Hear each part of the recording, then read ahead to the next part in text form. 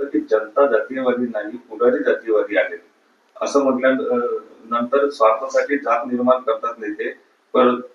परंतु त्यावर नारायण राणे यांनी म्हटलं की या संदर्भातले पुरावे जे आहेत ते गडकरींकडून लिस्ट गडकरींकडून घ्या, कोण जातीयवादी बोलतात. कॉमस्कोर नुसार आता isakal.com आहे देशातील नंबर 1 ची मराठी न्यूज वेबसाईट. प्रत्येक अपडेटसाठी isakal.com ला नक्की भेट द्या.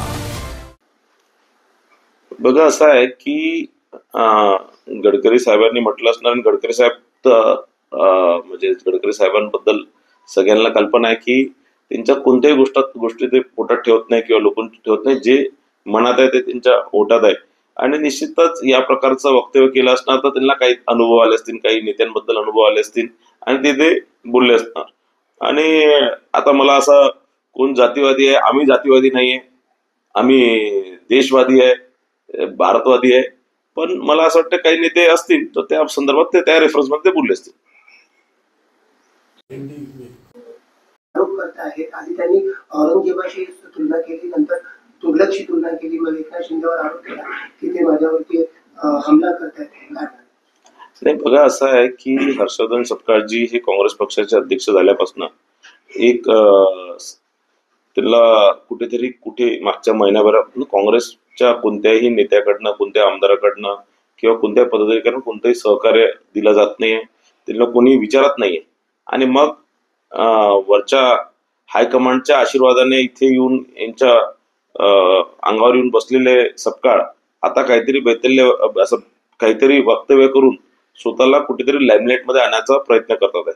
फडणवीस साहेबांवरती मागे त्यांनी आरोप केला, मग त्यानंतर ते घुमजाव झाले, त्यानंतर त्यांनी एकनाथ शिंदेवर आरोप केले, आता परत फडणवीस साहेबांवर आरोप केले, आणि निश्चितच काहीतरी स्टेटमेंट देऊन मीडियामध्ये राहून स्वतःच जे काँग्रेसने तसंही त्यांची पद गमावलेली आहे, जनतेमध्ये पद त्यांची गेलेली आहे.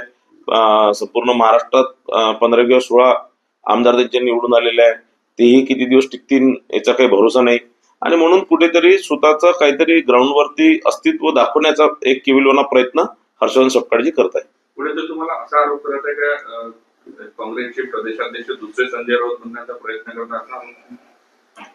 संजय राऊत इतके मानसिक वाटत नाही ते मला, पण मला असं वाटतं प्रयत्न स्वतःचा कुठेतरी खोळलेलं अस्तित्व अबाधित आहे हे दाखवण्याचा ते प्रयत्न करतात. भाऊ, अजितदादांनी म्हटलं आहे की मी खरं सांगितलं असतं तर आमचं सरकार आलं नसतं. लाडकी बहिणी योजनेसंदर्भात अजित पवारांनी स्पष्ट. मला नाही वाटत अजितदादा या प्रकारचं काही बोलू शकतील. मी तुम्हाला सांगतो 100% आता आर्थिक परिस्थिती राज्य शासनाची थोडी कमजोर असल्यामुळे अनेक थोडंसं मला वाटतं एखाद वर्ष थोडं आर्थिक शिस्त लावण्याचं जे अजितदादा प्रयत्न करतात त्या माध्यमातूनच यावेळेस लाडकी बहिणींना 2100 रुपये देण्यात आले नाही. पण मी तुम्हाला आपल्याला 100% सांगतो की 36,000 कोटी रुपये या अर्थसंकल्पात या सगळ्या लाडक्या बहिणींसाठी दिलेले आहेत. या सगळ्या लाडक्या बहिणींच्या विरोधात म्हणजे की ही योजनेच्या विरोधात अनेक विरोधक सांगत होते की ही योजना बंद होणार, सरकार आल्यावर, आम्ही निवडून आल्यावर ही योजना बंद होणार आधी ते म्हणत होते. मग अर्थसंकल्पाच्या दिवसात ते सांगत होते की आम्ही म्हणजे आज म्हणजे महायुतीचं सरकार हे अर्थसंकल्पात ही योजना बंद करणार. पण 36,000 कोटी रुपये देऊन अजितदादांनी हे दाखवून दिलंय की ही योजना सुरू राहणार आहे आणि अनेक वर्ष पुढेही सुरू राहणार आहे. आणि मी तुम्हाला दाव्याने सांगतो 2100 नाही 3,000 रुपये देऊ, पण काही दिवस थांबा लागणार. आमच्या लाडक्या बहिणींचा आमच्यावर विश्वास आहे. त्यांनी मोठ्या मताधिक्याने आम्हाला निवडून दिलं, पण त्यांची परतफेड आम्ही करणार आहे. 1,500 रुपये महिना सुरू ठेवणार आहे आणि पुढे जशी जशी राज्याची आर्थिक स्थिती सुधारणार तसं जसं 2100 रुपये देऊ आणि आणखी सुधारते तर 3,000 रुपये देऊ. विधान परिषदेमध्ये आपण विषय मांडलेला आहे. सोशल मीडियावर मोठ्या प्रमाणात कुठेतरी अधिकारी लोक हे करतात आणि त्याचा परिणाम जो आहे तो राज्य सरकारच्या कामकाजावर होतो. काय सांगा? बघा, आपण जर अनेक वर्षापासून बघताय की सोशल मीडियावर अनेक अधिकारी कर्मचारी विविध पोस्ट टाकतात, विविध एक्सवर पोस्ट लिहितात, रील्स बनवतात आणि त्यामध्ये मोठ्या प्रमाणात ते सरकारी कार्यालयाचं असणार, गाड्यांचं असणार, युनिफॉर्म असणार याच्यावर ते रील्स तयार करत असतात आणि या माध्यमातून स्वतःला एक ग्लोरिफाय करण्याचं काम हे सगळे सरकारी अधिकारी करत असतात. आणि कुठेतरी या सगळ्या याच्यात आणि कुठेतरी सरकारला बदनामी या माध्यमातून होत असते. आणि कुठेतरी एक या सगळ्या अधिकाऱ्यांच्या माध्यमातून एक भास सुद्धा निर्माण होतो की या त्यांच्या ज्या भागातले ते इन्स्पेक्टर असणार किंवा PSI असणार किंवा जिल्हाधिकारी असणार किंवा SP असणार, ते हे सगळे की आम्हीच सर्वस्व आहे, कुठेही हे कोणाचीही तमाना बाळगता किंवा कोणत्याही किंवा राजकीय कोणत्याही लोक म्हणजे जनप्रतिनिधी असणार किंवा कोणी इतर असणार, या सगळ्यांची तमाना बाळगता हे या प्रकारचं सोशल मीडियावरचं वावर हे थांबलं पाहिजे.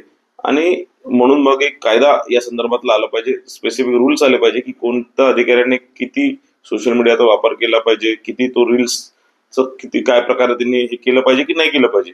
या सगळ्या गोष्टींच्या संदर्भात एक कायदा बनवण्याच्या संदर्भात मी लक्षवेधीच्या माध्यमातून सूचना लावली होती आणि त्यात माननीय फडणवीस साहेबांनी सकारात्मक उत्तर दिलं आणि 3 महिन्याच्या आत या संदर्भातला एक नवीन कायदा आणि धोरण निश्चित होणार असं त्यांनी सांगितलं. प्रशांत कोरटकर वळून गेलेला आहे अशा पद्धतीची चर्चा आहे. त्यांनी चंद्रपुरात आपला असं सांगितलं जाते. विरोधक आरोप करत आहे की असं कसं गृह खातं काम करते की अजूनही त्याला अटक होत नाहीये. निश्चितच प्रशांत कोरटकरांना आधी न्यायालयाचं संरक्षण होतं आणि त्यानंतर आम्ही फार त्याचा माननीय मुख्यमंत्र्यांनी फार त्याचा पाठपुरावा करून ते न्यायालयाचं संरक्षण त्याचं काढून टाकलं, त्याची बेल रद्द करून घेतली आणि आता निश्चितच त्याला लवकरात लवकर त्याला अटक करण्यात येणार. तो कुठेही लपला असणार, कुठेही कुणाच्या आश्रयात असणार, तिथनं त्याला पकडून लवकरात लवकर त्याला बेड्या घालणार आहे. कुठेतरी संशय व्यक्त केला जातो की पोलीस विभागातलेच काही लोक जे मित्र म्हणून अनेक फोटो त्यांच्यासोबत आहे ते मदत करत आहेत.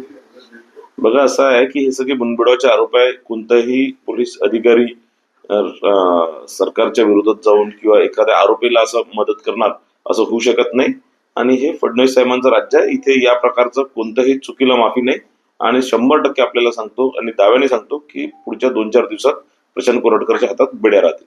भाऊ, संजय राऊतांनी राज्य सरकारवर टीका केली की हिंसाचार नागपुरातच का घडला, अशा प्रकारचे अनेक प्रश्न विचारले जात आहेत. हे सरकार मनोरुग्ण दिसत आहे असं मला असं वाटतं की सकाळी 9 वाजल्यापासून जे भोंगा चालू करतात तर तेच मनोरुग्ण आहेत.